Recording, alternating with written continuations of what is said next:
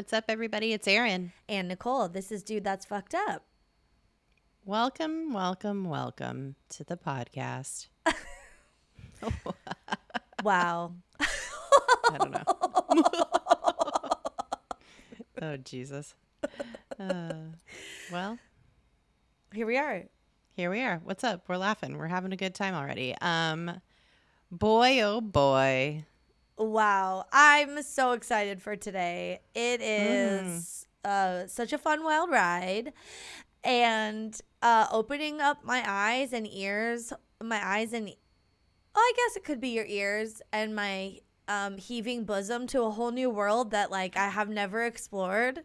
Okay. All right, bitch. Okay. Let's do it. We're going to get into it. Oh, my God.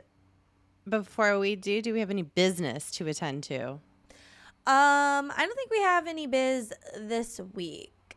Just that we just have the store that we launched. So if you haven't checked it out yet, I think check it out.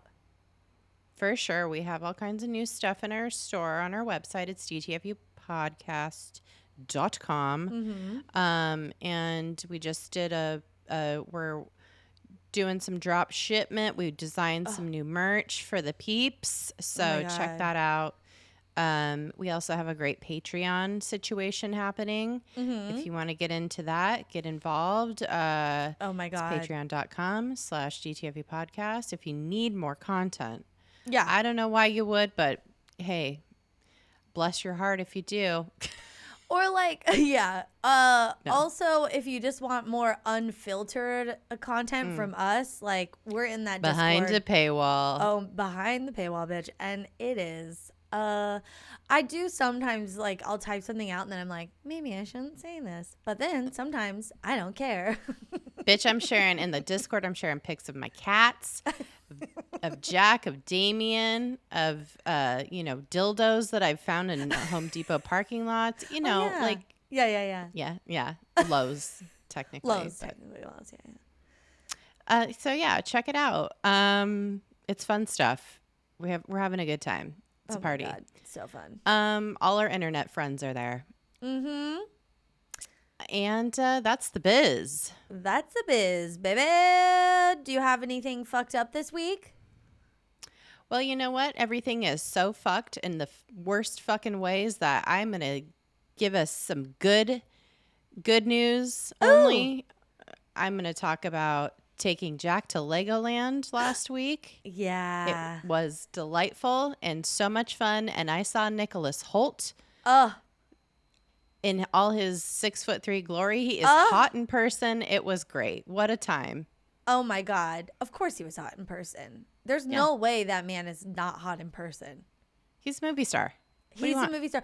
And I feel like he's one of those movie stars where, like, I mean, correct me if I'm wrong. I wasn't there. But I feel like if I saw him in person, he would have, like, like the glimmer of a celebrity. Sometimes when you see them, like, their skin is that much, like, more nice. Their hair is that much. Like, I feel like, did he just have, like, he was, like, dipped in a little bit of shimmer?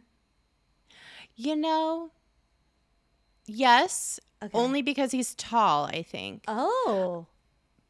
But truly, he just was, like, seemed, like, I didn't even notice him because he was so unassuming and just, like, with his his little family, his little boy and his partner, and I don't think they're married. I don't think she is his wife, but I'm not sure. Oh, okay. But she's a beautiful model, so she was like, stunning. but she was stunning, but she was just like, they both were just like in the mode of like being parents and just like in this like unassuming way, and like, they weren't being like, I don't know, like I just almost didn't notice him until DJ was like, DJ just has this very my sixth sense, my mutant ability is to find things. I have a very witchy ability to find people in crowds and lost items, with pretty good results. DJ's uncanny witchy ability is to identify people from any movie, any commercial, any fucking little teen. He is IMDb in a fucking human form. I am so, DJ. I am DJ. So he goes, that's Nicholas Hoult right there. Oh, and I was my like, God. what? With a name and everything. Not even just like, oh, that guy's famous. I know him from something. Like sometimes he doesn't know the name, but he knows the exact fucking year of the movie, of the fucking, you know, like mini series, whatever that came, what channel it came on in the 90s. Like he's on it. So that's the love interest from 2002 Swept Away, starring Madonna. You're like, what? Seriously. I'm not kidding. He could do it. You know, he'd be like, that guy was in a Prilosec commercial from 2018. Prilosec 2018. Yeah. It ran for approximately 3 weeks. Their buy was probably 80% prime time, 20% morning talk show. They ran 30s and 60s. Oh my God. I am not kidding. He could do it. So that is so funny. And Jack was an angel. We didn't bring Damien with us. We left Damien at grandparents' house, and it was just a Jack event. Jack exclusive. And he fucking was such a good buddy. He went on all the. It's like Legoland is for little kids. You know, it's not. It doesn't have the like, you know, gnarly rides like a Magic Mountain or a Knott's Berry Farm or you know whatever would have. So even you know Disneyland has some little you know more oomph to it. Legoland is very much for like I think like 3 to 7-year-olds maybe. Oh, okay. It's nice. So it was very chill. The vibe was cool. It was like very much like little kids and he loved it. And it was just cute. And it was just so cute. It was so precious. God. And he loved it. And it was this is the kind of shit where it's like, oh yeah, like I don't know. It's really nice. It's like starting to get more and more fun and because the fun parenting stuff. Yeah. So out of the slog. Yeah. It was really nice. So nothing fucked up because everything else is too fucked up. So that's it. Wait, can I ask a question? Well, before I get into mine, can I ask a question about so you said you're a good finder of stuff. Do you mean like when DJ's looking for something and he can't find it and then you just like beeline and find it? Yeah. That's because they don't look. They say they're looking, but this happens with Pete all the time. He'll be like, I can't find this thing. And it's like, well, did you look here? Yeah, I looked there. I walk over there. I look in that spot. I go, it's right here. Mm-hmm. And I'm like, oh. It's certainly that, but also DJ is actually very good at not losing things. Like he keeps track of his shit. So you know, he's a mise en place kind of person. So when he does lose something, it drives him up the fucking wall, and he can't handle it. Things that he isn't good at finding are condiments in the refrigerator. A pair of shoes. You know, like. Well, his mise en place, his shoes should be where they should be, and that's why. You know, or like a water bottle. It's like I just had it and I set it down. I swear I just set it down right here, and it's like 2 inches from there, and you're like, it is there. Yeah. Or I'll be like, grab that pacifier over there, and he's like, where? What? Huh? So yeah. No offense, dude. You're great at so many things. But. Yeah. I hate to blow up Pete's spot too, but it's a funny game. But it's not that funny because I'm always like, I'm gonna walk over there. And I remember my mom doing this to us as a kid, and maybe that's why I got this superpower. But it's like, oh, I can't find this thing, and it's like, are you looking hard enough? Like, did you actually look? Did you open your eyes and use them? Yeah, no. It's like I just move one piece of paper or like one thing, and there it is. It's like so you looked, but you didn't like actually go through anything over here. Okay, got it. Yeah. Oh my gosh. What about you? Yeah, my fucked up of the week. Well, yeah, you know, just what a time to be alive. I feel very I guess I will talk about kind of what's going on in Texas. I don't like trigger warning. It's all over the news, but obviously there was another school shooting. Add it to the fucking list of this country's like deepest, shameful, most embarrassing, tragic, could have been prevented events. Mm-hmm. And I'm just so mad that the response from some people has been like, this is like an initial response, but it's like, oh, well, that's why you got to get out there and vote. And I just want to scream at someone. Like, I did vote for people. They're not doing anything. Like, I don't know what to do. Mm-hmm. When does this all change? Type feelings. I'm sure everyone's feeling. Yeah, I think that's why the other day I said when we were talking about Roe being overturned, I was like, I hate to be like beating it. Like I was like being kind of reticent to say, make sure you're registered to vote, whatever, because it's like that refrain is just so.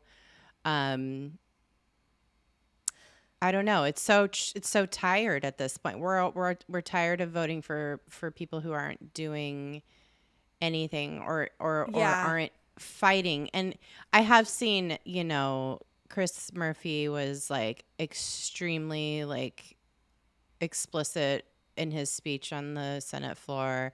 And then I love seeing Beto like interrupt Greg Abbott's press conference, his bullshit press conference, shit like that, where it's just like, just have a fucking iota of a backbone. I know. And let's do something. Like, I want to see action. I don't want to hear this like, well, you just got to get the votes and, blah, blah, blah. It's like, okay. I know. I get it. I totally get what you're saying. And we still have to. And maybe that's just like the feeling of people being like talking to us even and like, don't get despondent. Like, just keep doing the work, get out there, know who your candidates are, know what they support and all of the things that are important. And like, but I don't know, there's just something about like the whole, I don't know. It's so hard because our government is just like, it's at such a fucking standstill, it feels like. Or it's going backwards. And it's just like this, it makes me feel like an insane person. I just have such a huge problem. And this has been something that's been like growing on me. But just like money in politics, like lobbying, everything is trash.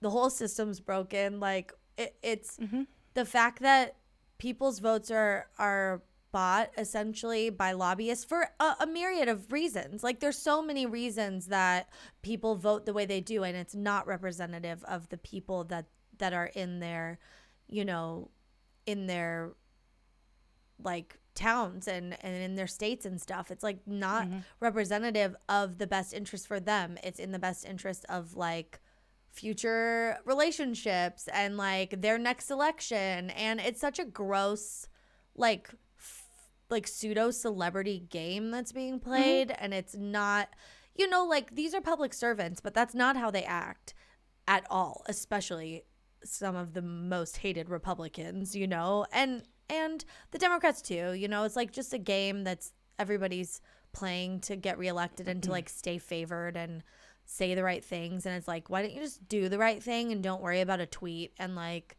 fucking a Jimmy Fallon appearance and shit. Well, because it is such a fine line to walk. Like you do have to play this game to stay noticed, to like be in the public eye. If you're doing good things, won't you be in the public eye and be favored? Like if you're making shit happen, like, and you have receipts and you can be like, if you stop playing the game everyone else is playing and you're like, I'm just going to get shit done. I mean, it's hard because there's a lot of reasons why you can't get things done, but I don't know. I'm just so frustrated and was just like really in my feelings today about everything. And I mean, I've been crying almost every hour. Yeah. Since the shooting happened. I cannot believe this has happened again. That little, babies are. It's been like 20 years of this for us. I mean, I remember Columbine. Like, yeah, that's what I'm saying. Like, yesterday, and we were in high school. now people who grew up having school shooter drills are adults and possibly even becoming school shooters, and they know all of the fucking tricks of the trade because they have been in school learning about exactly what's going to happen in a lockdown. So what's the point of them anymore?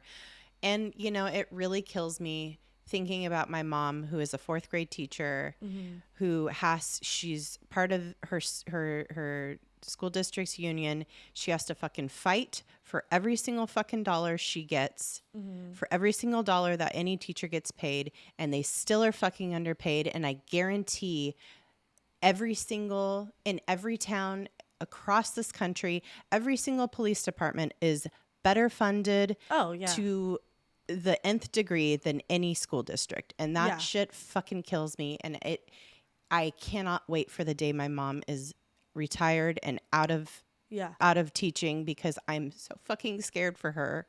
Yeah. I don't want her to be in this job anymore. And I don't want to be freaked out thinking about my mom. And I don't want to be, my kid goes to a fucking Jewish preschool. Yeah. And I'm tired. I'm so fucking tired of it. I don't give a fuck about people's guns. I will take them from you. I'll fucking come to your house and take them from you. I don't give a shit. Get a better fucking hobby, you fucking small dick, pussy ass bitch. The only reason you have fucking guns is because you're scared of everything. Jesus Christ. Oh my God. It is. Fuck and that's off. like not the person we should be giving a gun to. P.S. Like, oh my God. Like, if you really think you need a gun because people are coming for your jobs or your house or whatever, like, let's take a breath. Let's take a moment. Let's talk about that feeling, and let's put you in therapy. You're talking about hypotheticals with a yeah.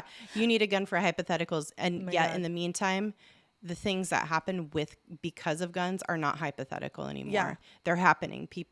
Mass shootings, school shootings are happening, and there's just like dead kids now because these stupid ass. It's so fucking stupid. It's so it's like, how has this not been addressed yet? And all those tweets are just so maddening from literally any politician. I don't want to see your fucking goddamn tweet. Get in your office and write some fucking legislation and put it out there, and then fucking hold everyone hostage until we vote on it. I forget who it was. I think it was I think she's like a writer or actress or something. Yeah. She was tweeting every single time a Republican tweeted, my condolences, thoughts and prayers, whatever. She tweeted exactly how much money they'd taken from the NRA. Yeah. Like millions and millions and millions of dollars. Yeah, it was pretty great. This is what I'm saying. This is like fucking money in politics. It's like, no, you should not be able to be bought by these organizations. It's insane. Also, I was listening to the Attitudes podcast recently, and they were this is like an old episode. They were talking about like the leak from the Supreme Court about Roe, and they were just like, I'm so fucking sick and tired of my life being dictated by this piece of paper from the late 1700s that had literally nothing to do with me as a woman, as a person of color, as a queer person. Like, this is so maddening. And like, that's literally the gun thing. It's like, we don't need these things for any reason. Nobody needs one. Like it's I don't so know. dumb. It's so dumb. There's no reasoning. There could not be any more of there's no excuse for it anymore. Yeah. And fucking, Scotland had a school shooting back in the 90s. 26 kids died. They banned guns, and that shit never happened again. Still, it's like, it's hard to shoot up a school with no guns. It's like, well, guns don't kill people. People kill people. Who the fuck has a people? People have guns. What the fuck are you talking about? It's so insane. I'm so done with these arguments. It's all so stupid. I know. I'm done. I'm so fucking done. I'm tired. My God. And man, I didn't want to talk about it because I just start crying.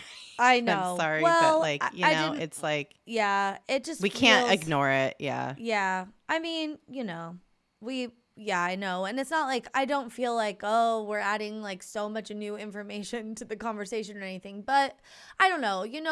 I guess my thought is like, it's so maddening. It makes me sick. It makes me so pissed. And I'm like this close to being like, how do I run for government?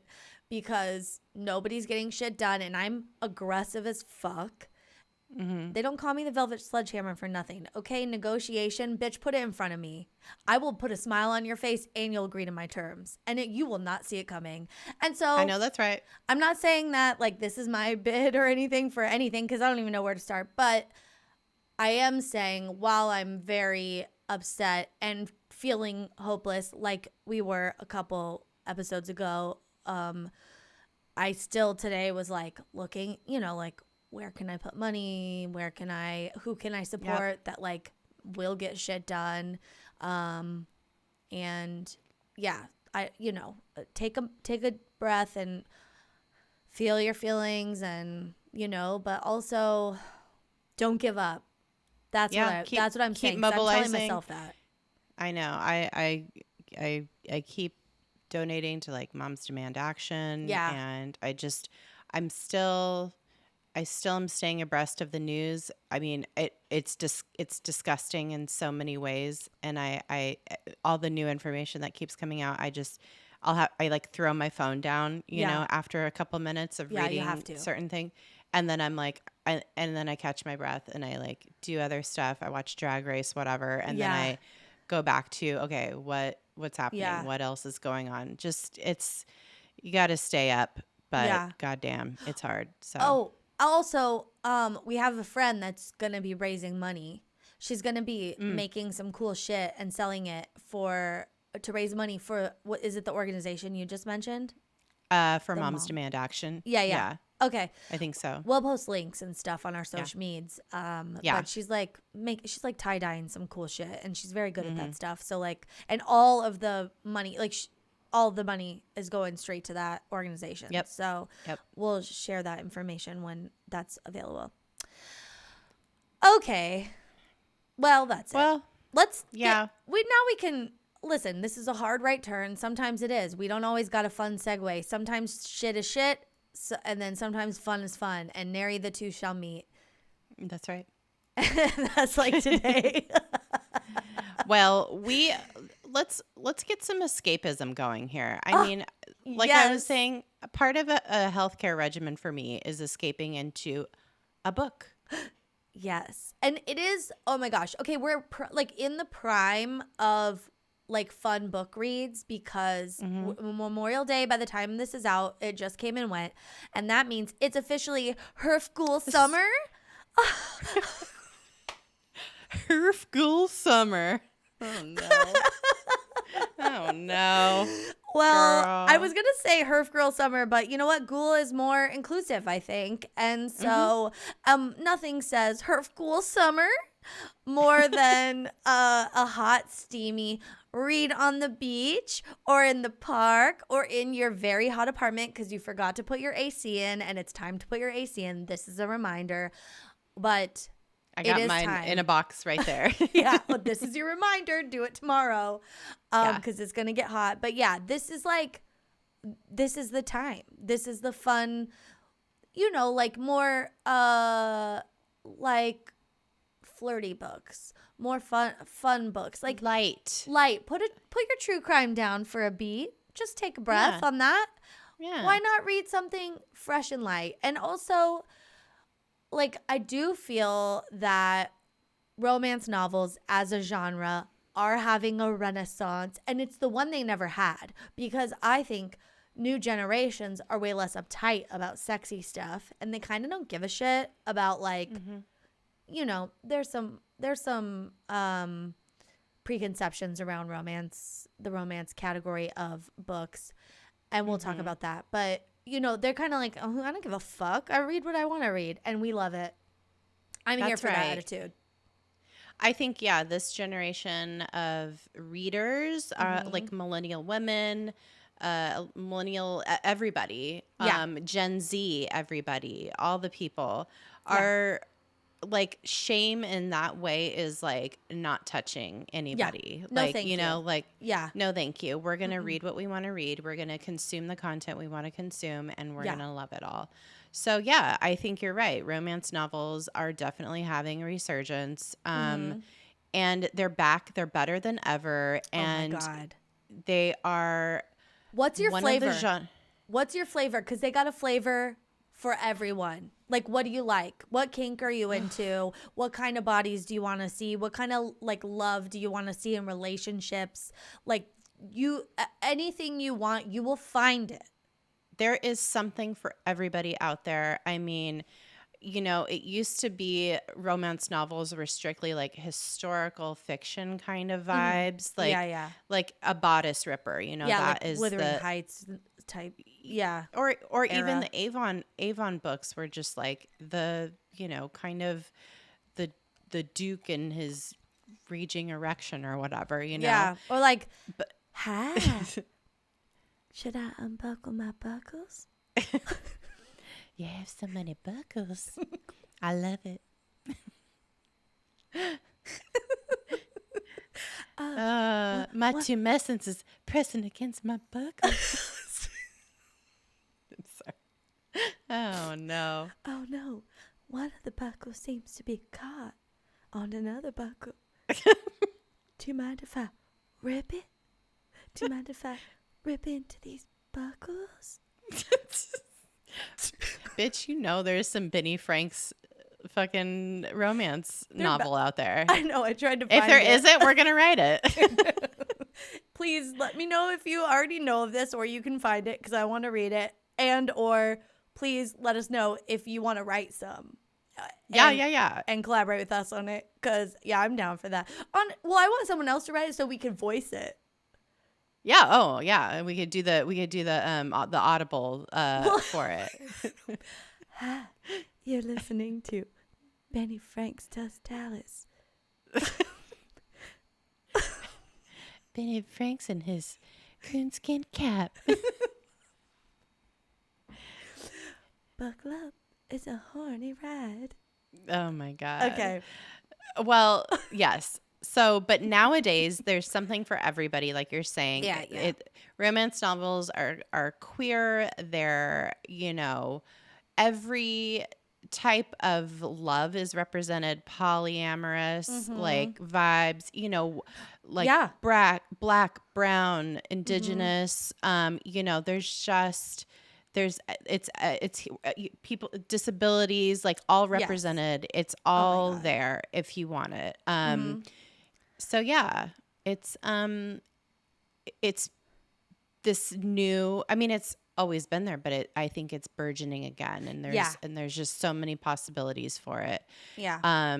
But of course, there's this rude fucking, I guess, people equate romance novels with just bad writing. And yes, that is true. Women have historically written it. That's the problem. That's the bullshit that people aren't saying. They're not saying it's bad because women write it, but that's the like undercurrent of it. Yeah. I mean, there is some badly written there's bad stuff everything. Out there. Yeah, there's bad everything. Yeah. Listen, men have been writing bad books for longer than women have, so yeah, I'm sorry. Some of the books that we had to read for school, like J.D. Salinger, like, come on. Oh my God.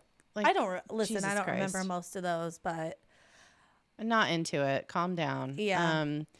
Yeah, so the genre of romance has gotten such a bad rap over the years, but we're going to talk a little bit about what it is. Yeah. Where, like, the kind of background of it, the history of it, and where it's going and what we can expect from it. Fun. Okay, I love that.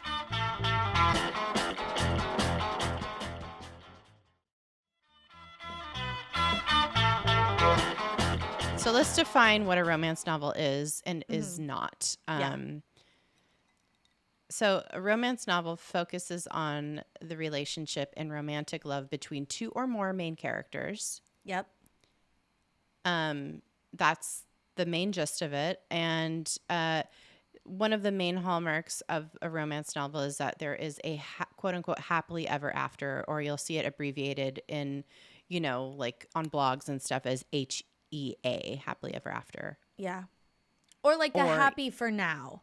Yes. Like the thing that has become true of romance as a genre is like things are wrapped up at the end. There's, a good, happy, uplifting vibe more than like a, like, oh no, and then they died or whatever. Like, yeah. Yeah, it's more of an uplifting light read than it is like super serious. Yeah. It's an escape. It's an escape. Yeah. I think it's positive, it's upbeat usually. I mean, there's some adversity throughout the book sometimes. Yeah. But yeah, there's a couple of major formats for the romance novel these days.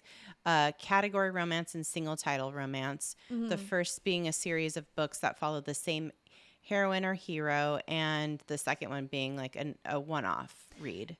Yeah, there's a lot of like 50 Shades of Grey, Yeah. is like a whole ass series. You follow this one relationship across multiple books. And like I don't think like sci-fi does that. There's other genres that do that, but like I think people get so excited about and like really fall in love with a lot of romance characters because that's what the focus is. It's like on this relationship between two or more people depending on the situation, and like that's what you get into. You like get to know these characters and you want to follow them. And it's not just character development too. It's like some of these genres within the romance novel, like these subgenres, like there's sci-fi romance, there's supernatural romance. There's so many subgenres of romance now that the world building that these authors do is also very, captivating for people, and they want to keep learning more about the world that they're creating for their characters, as well as the characters' story arcs. So, and even, like I would say, how like George R.R. Martin built this incredible world, and now there's like offshoots and like the history behind. So there's it's like prequels and like origin stories, and then like a tangent of There's all these ways that like stuff is able to go now, and that authors are like keeping themselves open to. So I think it's a great kind of gateway for that, and it doesn't and it's like also light at the same time. So you do have the ability to like get into these world building novels and character development, but it also stays pretty fun for the most part. So like endless subgenres of romance. Oh my god. Literally any, like you said, historical already, like paranormal, thriller, mystery, sci-fi, like there's even like erotica, which is like way more descriptive and more just like kind of porny. Well, there's erotica as a genre is separate. I'll talk about that later. But there's erotic romance. Erotic romance. Yep. And truly, like pirates, like anything, aliens, like whatever you want to read about, like monsters, they've created the world. Yeah. Dragons, gargoyles, like oh my god. I mean, what is your like? I don't know. Like there's everything. What's your there's flavor? Something for every. Yeah. What is your flavor? And I don't even mean like sexually. It's like what kind of stories do you like? Like, do you like sci-fi? Cool. You could read romance novels that are sci-fi. Like you could support this genre in so many different ways and find what it is that you like already love. Yeah. And then within the subgenres, every type of relationship is explored. Yeah. Straight, gay, poly, dom, sub, everything. like everything. Every single like which way you can imagine. Reverse harem is something that I've seen a lot. Is that a lady has a bunch of dudes? Oh, that I think that might be part of my flavor. I don't know. Oh, I don't hate it. I'm not gonna yuck that yum because that sounds yum. Yeah. It's just, there's just so much. There's so much. Oh my God. Yeah, I think romance novels have existed though for forever. Yeah. But the modern day romance novel as we know it was really like as a mainstream kind of genre was established in the 1970s. Yeah. But before that, we had some classics like Charlotte Bronte and Jane Austen. Like sweet, uplifting stories of romance. Chaste romance. It was chaste. It was, there's not even like a little finger in the butt or nothing. Like we don't get anything from those. But, it's cute and sweet and people still like to read it. And those had to exist because Elizabeth Bennet had to walk so that Anastasia Steele could spank. And that is the truth.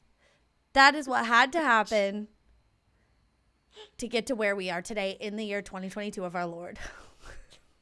Listen, it's an evolution, okay? Yeah. Evolution, baby. Oh my God. Yeah. So this is just a little background about the history and the rise of the romance novel in the 1930s. Current, like, modern day. So how did we get here? Yeah. How did we get here? I wanted to know. Somebody tell me. In the 1930s, the British publishers Mills and Boon, more like Mills and Poon, I don't know. Shut up, Erin. Shut up. Began releasing hardback romance novels. The books were sold through weekly 2-penny libraries and were known as, quote, the books in brown for their brown binding. In the 1950s, the company began offering the books for sale through news agents across the United Kingdom. And then a Canadian company, you might have heard of it, called Harlequin Enterprises. Began. Wait, I fully never knew that was like a thing. I thought Harlequin romance novels were like an idea. I didn't know there was an actual publisher. Harlequin was the publisher. Yeah. Harlequin Enterprises began distributing in North America in 1957. It began distributing in North America in 1957. The category romance is published by Mills and Boon. So like the same vibe, right? Mills and Boon. They were the like publisher for those books. Also, and then for Mills and Boon, that's the detective series that we're gonna write probably. Absolutely, love it. Yeah, like or Bills and Poon, like what? Something fun like that. And it's like kills and Poon. Ooh. Pills and Poon? I don't know. Oh my God. That's the memoir of Motley Crue. That's like a Firefest situation. I don't know. Oh God.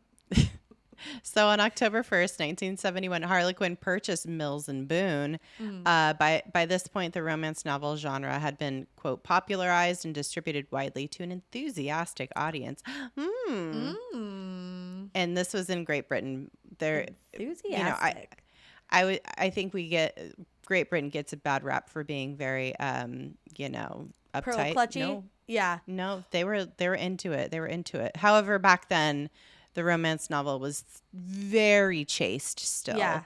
There was like a kiss and then a hint that things were happening behind closed doors. Nothing untoward, if you will.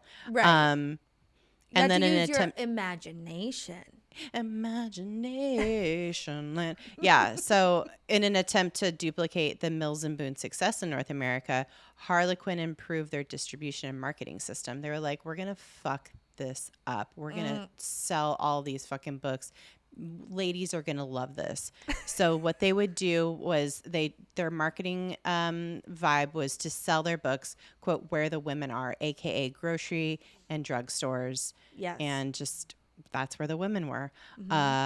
So it stocked drugstore shelves with paperbacks and grocery stores and drugstores with paperbacks and sponsored giveaways with companies that sold sanitary napkins, cosmetics, and cleaning supplies. They also began a reader service, which sold directly to readers who agreed to purchase a certain number of books each month. So it's like a book of the month club. Like, yeah, like Columbia Records or whatever. Columbia Records. Yeah, exactly. Yeah. And then in 1972, the United States finally got a taste of the action when Avon, not the cosmetics brand, Avon was a publisher also, not the same company at all, published and marketed the first current day romance novel, The Flame and the Flower by Kathleen Woodiwiss. Yeah, it's a lot. I don't know. I think Avon missed an opportunity not partnering or acquiring this Avon. Because I feel like romance novel, like the overlap of people who read romance novels and maybe people who like love beauty products could at that time have been very much in a big one circle. Agreed. Yeah. Yeah. This book, The Flame and the Flower by Kathleen Woodiwiss. This was one of the first. This author was the heroine was one of the first like non-chaste characters. Yeah, like she was not like all virginal and stuff, right? Like she was like into sexy times. She was like, "Yeah, come on, let's go, let's fuck." Oh, and people were like, "Oh." She's like, "Buckles, what buckles? Everything's off. I am ready." Yeah, I ain't even wearing a corset anymore. Yeah, you thought I was. I'm not. Yeah. No corset. My flaps are out. Nothing's tucked in. Everything's ready to go, and now I want to do it. Yeah, I mean, like, stuff. It was still pretty like. Yeah. Chaste but like it was just like more descriptive than anything had been thus far. Yeah. Oh. This book. Well, because before that, like, basically it would have been, they'd be like, it wasn't even like, oh, his member or anything, right? Like before this, it was like he put his hand on my quivering thigh, and then we moved into the bedroom, and then like the next chapter just starts. And there's a whole missing part. So this was it's like this is like getting a little bit more hot and heavy. Yeah, little by little. Little by little, this book sold like hotcakes. The novel went on to sell 2.35 million copies. Avon followed its release with the 1974 publication of Woodowiss's second novel, The Wolf and the Dove, and two more sexually graphic novels by newcomer Rosemary Rogers, Sweet Savage Love and Dark Fires. The latter sold 2 million copies in its first 3 months of release. That's crazy for a book back then. Like, crazy. I mean, this is like New York Times bestseller list. Like people, it was like, it was a lot. Like books were just not selling like that back then. And then by 1975, Publishers Weekly had reported that the, quote, Avon Originals had sold a combined 8 million copies. Wow.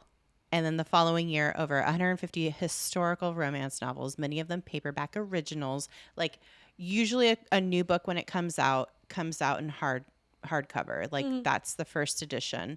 And then it comes out in paperback. These were it's like a straight to DVD situation for a movie, like instead of, or I guess now streaming. These straight to Netflix.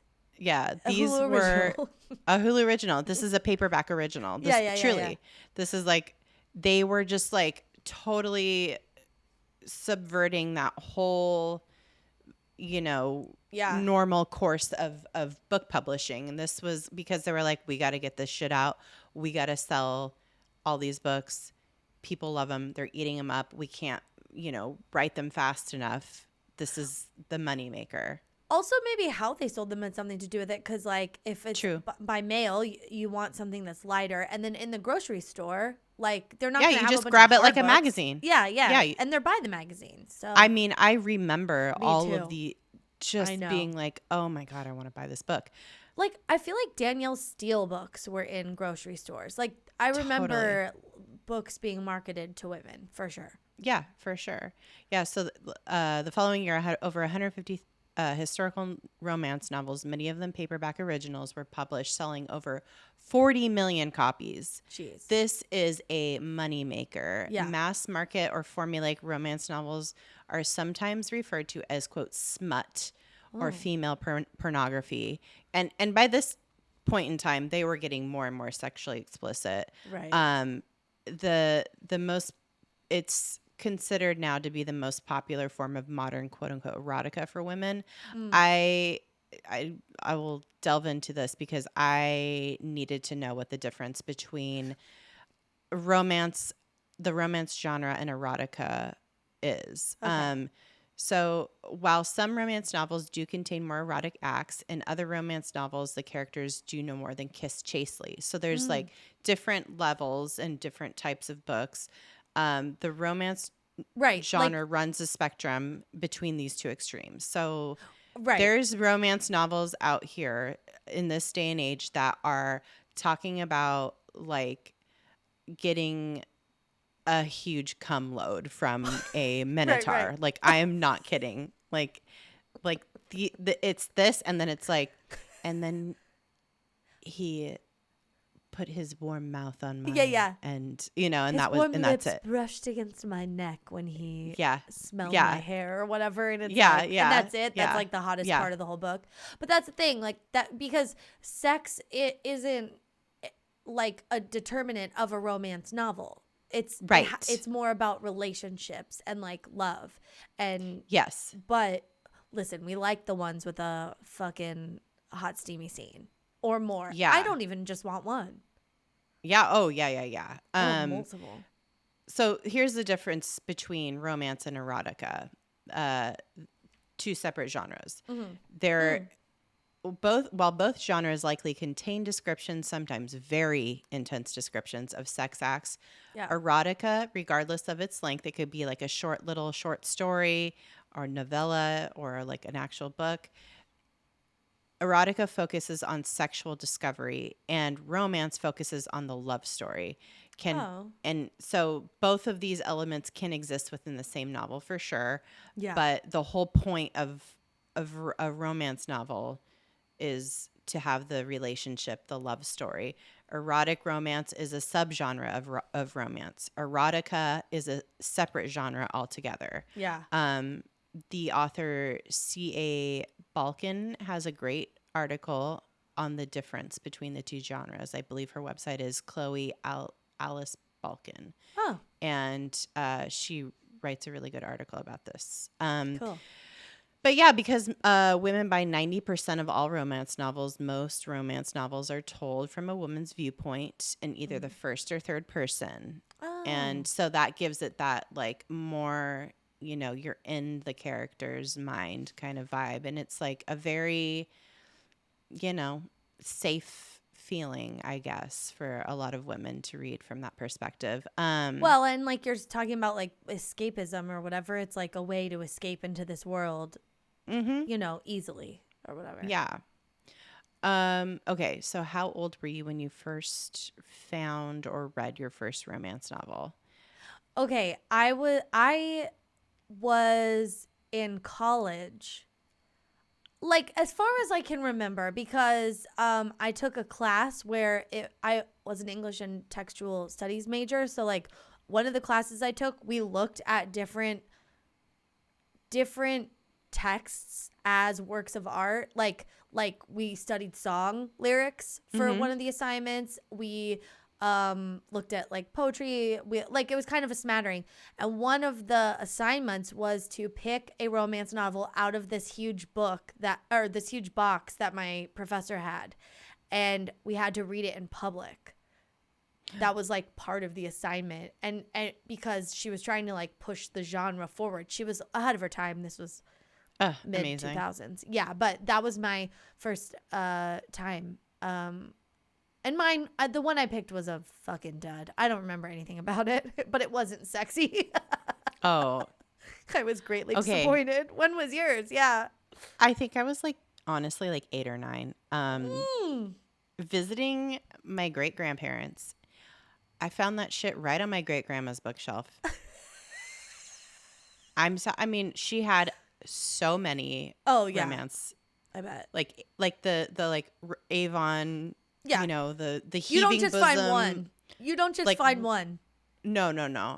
That is where I think I like first read a sex scene ever in my life was God. at my great grandparents' house. Oh my God. You're like, what's this? And then you like look up. It's like finding a termite or something. And you're like, huh, that's weird. And then you touch the wall and it just disintegrates and there's termites everywhere. It's like you found the book and you look up and it's like, oh. Yeah. Hundreds of Avon books. Yeah, and I would just like start reading it and I'm like, okay, this is like kind of boring or whatever. And then I'd be like, I think I know there's like some sex in here though. So I'd flip through the book and I'd find the sex scenes and I would just read all the sex scenes. Of course you would. Yeah. So that was my introduction to the genre. You know what I think? My great grandparents. I think the first sexy scene I ever read was in Howard Stern's Private Parts. Oh dear. Yeah. That's gonna stick with you. Yeah. It was pretty interesting. Anyway, yeah. Oh wow. It's I think my grandma had tons of these books. She would churning through them all the time. Every time we visited, she had stacks of books and she's like, "Do you want any?" And I was like, I don't know. I need to like know a bit about the books. If she would have said like these ones are really good, I would have taken them, but I just like never was interested. But I am now. My grandma, this is my great grandma. My grandma always had like this serious like Oprah's book list kind of vibe, like books on her bookshelf, like no romance novels to be found. So skips a generation or two. I guess. Oh my gosh. Well, you know, we've kind of talked about how romance novels weren't taken very seriously. And I think that was like part of what my professor in college was like. She was trying to destigmatize the genre and like push us because we were all very snobby. You know, we're all English majors, like studying very prolific authors, like fucking whole classes on Jane Austen and, you know, Walt Whitman and all, like just Shakespeare and all that shit. And so she was like, hey, these are worthy of your time as well. And like, these are books by women and, you know, like give these a try and don't feel shame about it kind of thing. And so, yeah, like it's no surprise that these books weren't taken seriously by the literary world, which was majorly like men at that time. And, you know, they kind of eked along for a while, but they were such a moneymaker for publishing houses, like you were saying, like it just exploded. And these publishing houses and the imprints they created to be like the name of these lines of books started to carry a ton of weight. And in the 70s at these publishing conferences, like they were inviting some of these romance authors to come and sit on panels and like give, you know, discussions or at least inviting them to participate. But again, they like weren't being taken seriously. It was pretty fucked up. Like they'd get a booth way in the back of the conference center or whatever. And like, it was like a jokey thing. It was a joke. And it was so rude. Yeah, because really they were the ones making so much money. Like yes. Yeah, it was super condescending. And it was kind of like, I mean, like you're talking about just the sales and like how many your great grandma had, like how many books on her shelf. The like veracity with which women were reading this content, it was like magazines. Like they wanted more and they like weren't satiated and they can read them fast. Like that's something that is, I think, a positive about the romance genre is that they're like quote unquote easy reads and that they're like very enjoyable and they're page turners. That's like what a good summer book is, you know?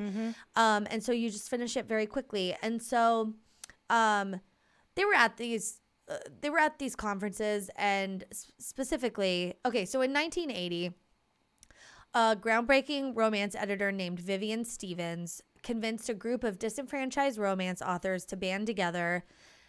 They had gone to this like Southwestern fucking publishers conference or whatever, and they came to her and they were like, we don't know what to do. Like, we know that we know that our books are selling, but we're not being treated very well, and we're kind of a joke, like you were saying.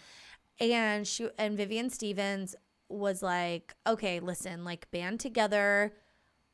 We're gonna like push this into its own stratosphere. She went and got funding from Dell, which is who she like worked for at the time, I think. And they founded the Romance Writers of America, the RWA, and it still is a trade organization that essentially functions as a union for its 9,000 members, most of whom are published or aspiring romance authors. And it's like getting your SAG card if you're an actor. Yes. It's to be a part of the RWA if you're a writer. Yes. It's legitimacy for you, and it gives you negotiating power, and it gives you benefits, and it gives you, you know, people that like have your back. And so and you could get nominated for an award. Yeah, they have their own awards. Like, it's just something that needed to happen to give this genre some legitimacy, so that people weren't just like using these authors in a way. Like, I mean, it's unionizing, you know? And so Stevens was groundbreaking, not only as the founder of this organization who was able to get financial backing and everything. Like, she fucking made shit happen. She was not only groundbreaking as a Black woman in the publishing world, which at the time, first of all, there weren't many women, let alone many Black people. And she was a Black woman in this business, and she was fucking on top. And I think one of the coolest things where she was groundbreaking is that she really turned up the heat on romance writing as an author herself. So when she worked at Dell, she published a whole series. It was called the Candlelight Ecstasy series, and it really pushed the boundaries for like the two biggest romance publishers, Harlequin and Silhouette. And she basically like brought romance novels behind the bedroom door. Like, this was like a huge series to really get into the details of like the fucking bedroom stuff. Yeah, the fun part. And that was still a little bit taboo at the time. So she just was, I mean, like, so instrumental to this genre. Of course, you know, as with anything, we kind of like been talking about Roe and like, you know, fucking getting shit done, grassroots organizations and stuff. And like, unfortunately, as with any movement started by a or many Black women who are generally the ones on the ground making shit happen, white women eventually got involved and kind of like co-opted the RWA into hot garbage. Which, oh my God, did you read about this? Jesus Christ, yeah, it is a fucking mess. Oh my God. And we were talking about, before we even like started, you know, doing like research for this topic, we talked about how potentially this could be a fucked up topic because, you know, just like the stigma of the romance novel, but also it feels very white woman. And it was. You look at any the just the sheer volume of white protagonists in a romance novel is it's just overwhelming. And that's covers alone too, because that doesn't mean that those books are specifically written all by white women, but I think like you'll look at some covers of people of color and it's all whitewashed. So yeah, it's the RWA has this awards ceremony basically, or they do an awards thing for an award show or whatever convention. An award show, yeah, it's like their Oscars called the Ritas. Yeah, and they like give the best novella, whatever. Like they give awards to all these different authors that are part of the RWA, the Rita, if you will. Yeah. And so it's like you're saying, this whole organization, and it started off like so progressive and like by a Black woman, and then it got co-opted by white women who really just started to fuck it up. And in 2020 at the Ritas, the Ritas that year were canceled. The romance genre's Oscars basically were canceled. And it was not because of the pandemic. No. It was because of some fuck shit. A lot of racist fuck shit. That's right. Yeah. Real bad stuff happened. Basically, the chair of the RWA Ethics Board, Courtney Milan, called out a publishing house, Glenfinnan, and there was an author, I think a couple specific authors that were part of this publishing house that were retweeting and tweeting racist stereotypes on Twitter. And like she got blocked by one of these authors, and it just started to devolve into this crazy thing. It's so wild. Yeah, and basically because of this it was like a thread was pulled, a racism thread was pulled, and then the whole RWA just like fully imploded. Yes, because it collapsed in on itself. They freaked out. They're like, oh my gosh, like as with anyone with white supremacy, like you don't even realize it, but your instinct is to protect it. And so everybody was like, oh, fuck, she's like being too noisy about this thing. Let's get Courtney rid of her. Milan is calling us out. Yeah, she's calling everyone out. Like, we need to have a secret meeting about this. We need to figure this out. They fucking fired her just for calling out on Twitter that people who had been nominated for that year's Rita were like, had very problematic books with very racist stereotypes in them that were harmful. Oh my God. As all racist stereotypes are. And so, she got fired. People in the RWA, other writers and publishers and, you know, in the union or whatever, they were like, what? Why would you fire someone for pointing out what anybody can read with their eyes or listen to with their ears? Like, and it was already this author that she was calling out, and like the whole, you know, the whole thing that she was calling out was very well known within the RWA. And they were like, this book is offensive. Like, why would you defend this? Right. And like, Courtney Milan is right. Like, what? Like, this is not rocket science. What is happening? So everything just collapsed. It was so bad. Everybody started pulling out of the conference, out of the Ritas, and then it was canceled. This shit was a mess. Bottom line. Yeah. If you want to read all the ins and outs of this fuckery, please read the excellent article "Bad Romance" in Vox, or it's so good. On Vox by Constance Grady. It really goes into detail about all of the crazy shit that happened with this, and and also the history of how it progressively became this really great resource for romance novel writers, and then eventually got more and more and more conservative, like through the Reagan years, through the 90s. Yes.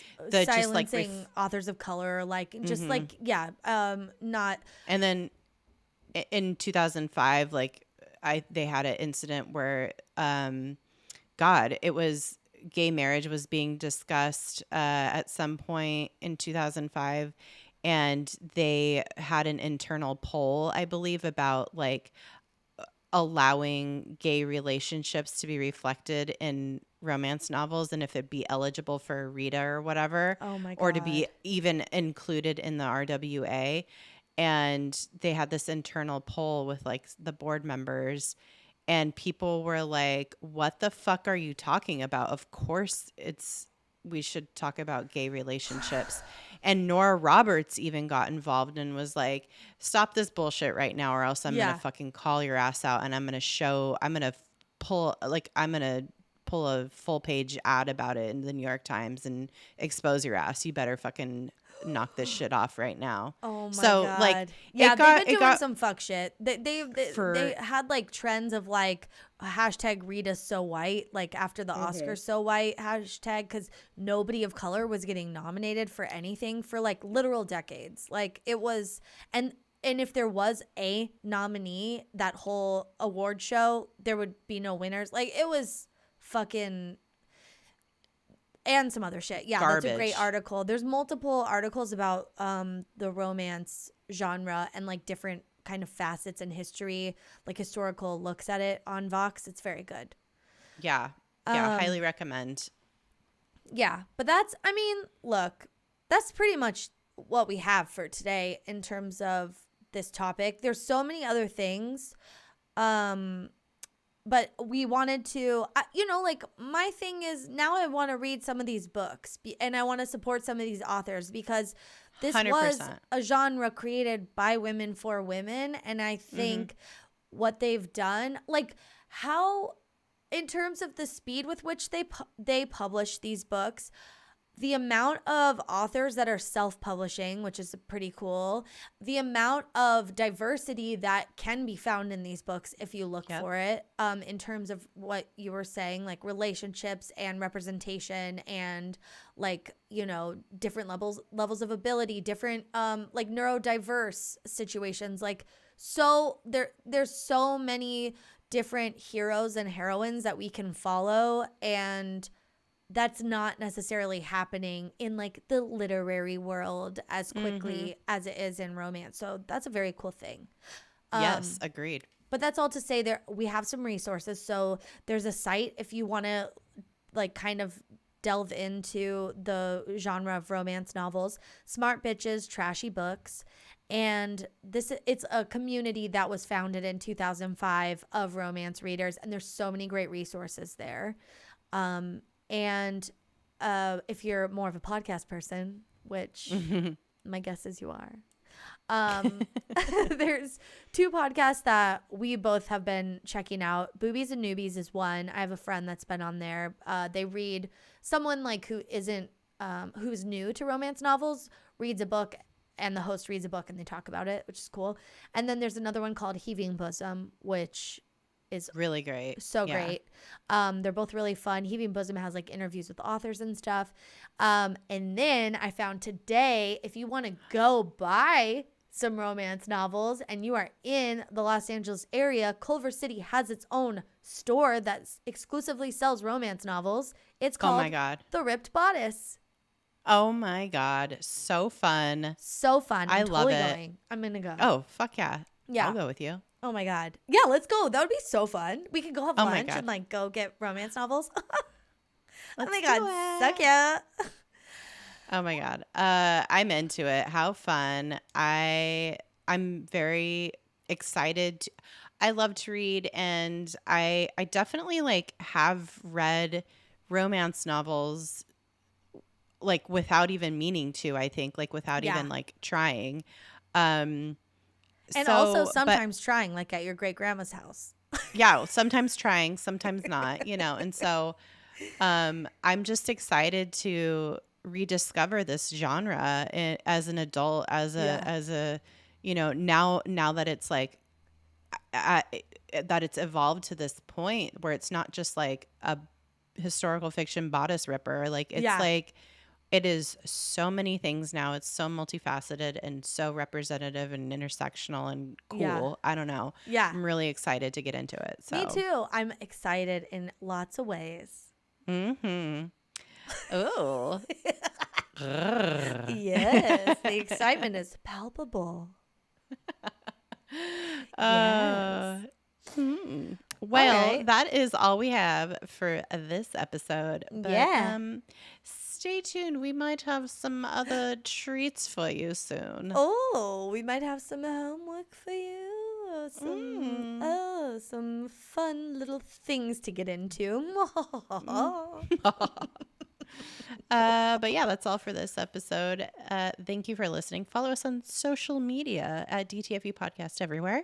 Oh, good. Check out our Patreon, DTFU. Oh, it's patreon.com/DTFU podcast. Yes. Yeah. Yes, we would love that. And gosh, listen. Yeah. Stay positive. Stay up. Stop reading the news if you have to. Yeah. Take a break. Drink some water. Take your meds. Get off social media. Your mom. Take a break. Call your friends. Yeah. Take a walk. Yeah. Take a walk. Eat a treat. Eat a treat. Drink some water. Drink a glass of water. Drink a nice glass of water. And just take a deep breath. We're here for you. We love you. But most of all, Stay excellent to yourselves and each other. Bye. Bye.